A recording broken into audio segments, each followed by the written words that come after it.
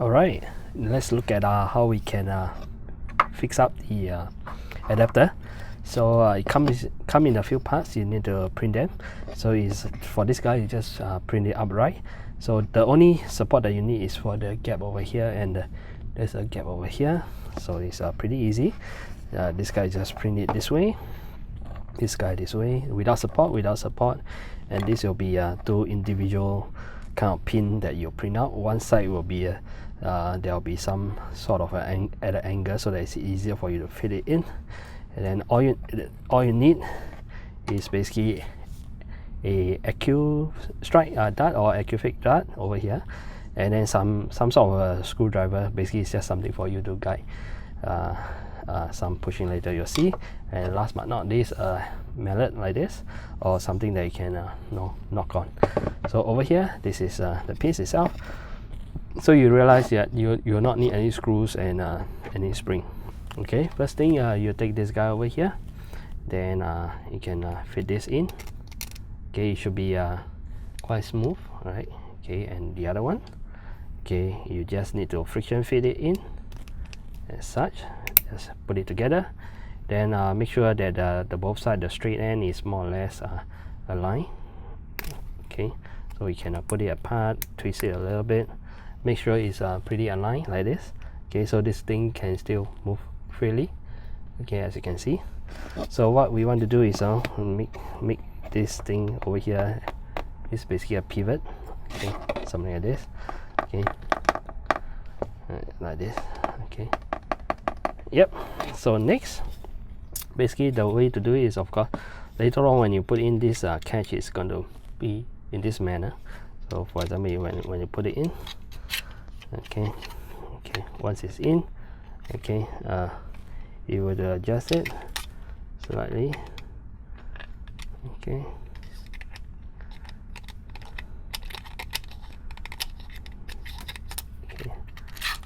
yeah. Okay, you should be able to see that this hole will be aligned with the groove over there. So something like this. Okay, let's take it out. So now for the spring itself, okay, what is going to act as the spring? So basically I don't have any spring, that's why I came up with the idea. Let's just use a dart, the Acufix dart. You just remove the foam. Okay, so you are left with the dart itself. So what you do is, this is the angle, there's a hole over here, you just need to fit it in. Okay, sort of twist it in. Okay, like this. So this is actually going to be acting as the spring. Okay, like this. Okay, you do not need any glue over here, you will stay friction fit. So now you're going to push it in. Now initially you have some resistance because of this is blocking, but by the time you reach the groove over here, it will be quite easy to adjust. So don't worry if this thing get out of place. Okay, we'll adjust it later on, but you try your best. So you go inside. Okay, push it. So once you push it in, okay, you try your best. No, you can use some screwdriver to help you guide.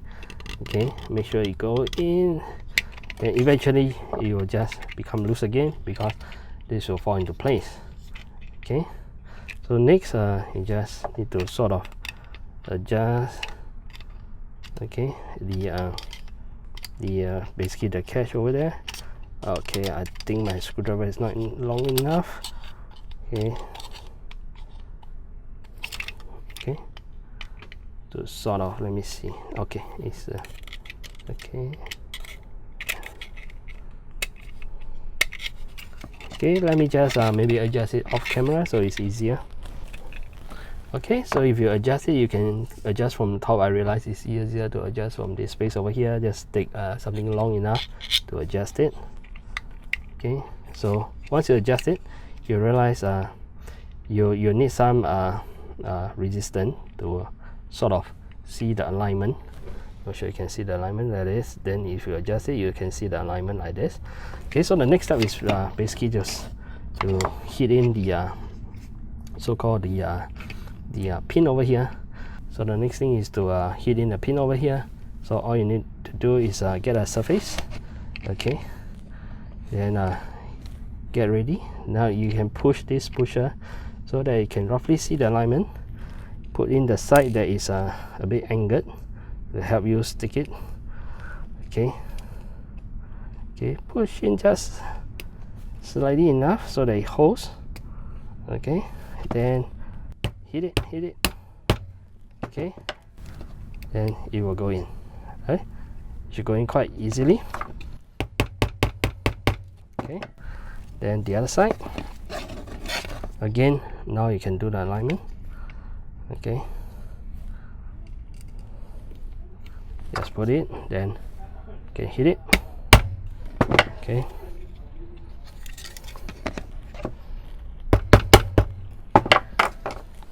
and you're done. Okay, you can see that the spring is here. It's quite strong, in fact. Okay, yep. Okay, so okay, once you put it in,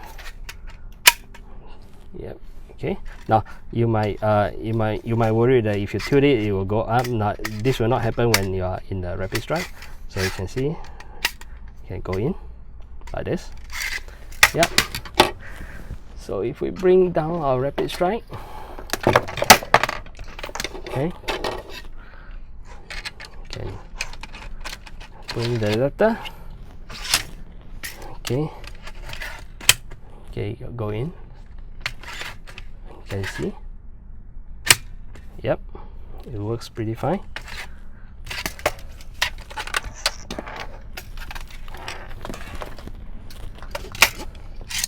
Yep.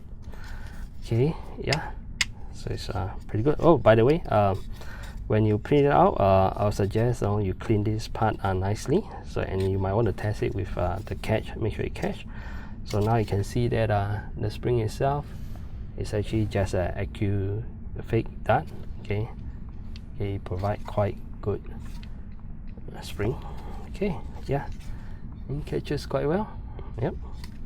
So this is how you sort of assemble this guy over here. Alright, so the adapter actually fits the Stryfe as well. There's a few things that you need to clean up, which I'll show you later on. So again, you can just put it in over here. Okay, make sure it's going. Now you might if you use force, of course, you can move it slightly, and there's a very tiny gap over here, but it is actually not that important. Okay, so over here you can go in. Okay, as you can see, you can fit quite well. Okay, over here. Okay, yeah. So this, then you can just take it out. Okay, you can fit quite well. Okay.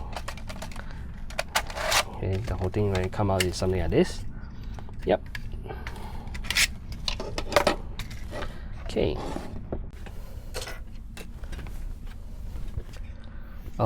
When making the design for the adapter for the Rapidstrike, basically I wanted it to be as close as possible to the cage itself, because I normally don't use cage with a guide, and also I wanted the magazine to react to this switch over here in the Rapidstrike. So you will know that there's a micro switch here, and it can be used to, in the future, if I want to write program, it will be a great that I can detect the signal here. So I wanted it such that you can go in, you can still react to the thing over here, and when you pull out, it still reacts to it. So that's one consideration. So I know there's another adapter that's done by OpenFlyo project.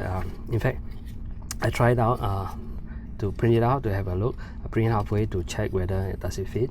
So it's a bit tight, but I did refer to the measurement of that adapter to get me started off, especially the the base portion. So thanks to him for sharing his files, and I'm able to get some measurement from there to help me kickstart the modeling process, which is great. Yeah. So so next, basically we can take a look at the pusher itself. Now later I'll remove it, but for now, if you take a look at the pusher itself, you realize that it is at an angle, and there's a guide over here. Okay, so during the sort of the design stage, I realized for some reason, okay, the darts tends to sort of nosedive when you push, when the pusher is activated. It could be a case whereby my pusher is too fast, too strong, and then basically just, you know, the darts will somehow nosedive. So after, you know, going through a few design, I realized, you know, what I can do is basically I can make the pusher at an angle and put a dart to it. So whenever you push, okay, it will sort of force it to go upward slightly rather than, you know, nose diving. Okay, so it's like a way to, you know, force it to, you know, go straight in a way. Okay, so this pusher is basically an extension of what I had. Okay, and over here, yeah. Okay, so it's very easy. So there's a sort of a guide, and then it's at an angle. So during the testing stage, I have a lot of failure, a lot of design that, you know, that keep nose diving. So in fact, I have so many failure that one of my gear actually stripped. So let me just show you. So the gear inside the Rapidstrike, this guy over here, this small guy over here, okay, basically it just stripped. At some point in time, I don't know, yeah, you can see that it's pretty bad. Okay, yeah, so I have no choice but to model a replacement over here. So model replacement over here, small gear replacement. So I'll make this available. So if anyone have the unfortunate situation as myself, at least now you have something to replace. Yeah, so you do have to print it in a certain setting to get the best of it. You probably have to try it a little bit, okay, to get the good setting. Yeah, so that will be for the Rapidstrike pusher. Alright, for the Stryfe is pretty straightforward. So what you need to do is basically when you open up the shaft, now there's this piece over here that you need to sand down a little bit. Okay, so for example, when you put in the adapter, you realize once you put in the magazine, okay, you got to sand it down a little bit. Okay, so if I remove it, you get to see this piece over here. You got to sand it down a little bit, okay, so that you'll not obstruct your Katana mag. Okay, then of course, if you want it, the mag to go in smoothly, you can also do a light sanding on this piece over here. Maybe I'll remove this little raised portion over here. So you do not need to sand a lot. In fact, this guy over here, you also do not need to remove everything. You just remove as much as you like, such that it doesn't obstruct. It's the same thing. You can sand this a little bit to give a better smooth entry. Right. So normally I use this cage over here, the worker cage, which is canted. It doesn't have a dart guide, but the entry point is quite rounded over here, which is what I like about it. All right, okay. So that's also another reason why I want it to be when I put the adapter in, I do like it to be as close to the cage as possible. Okay, so when I put my Katana mag in, you can see that it's really the closest that I can get. Okay, and then the pusher will just push in. Okay, so the pusher itself is also available. Okay, just a very simple extended pusher over here. Yep.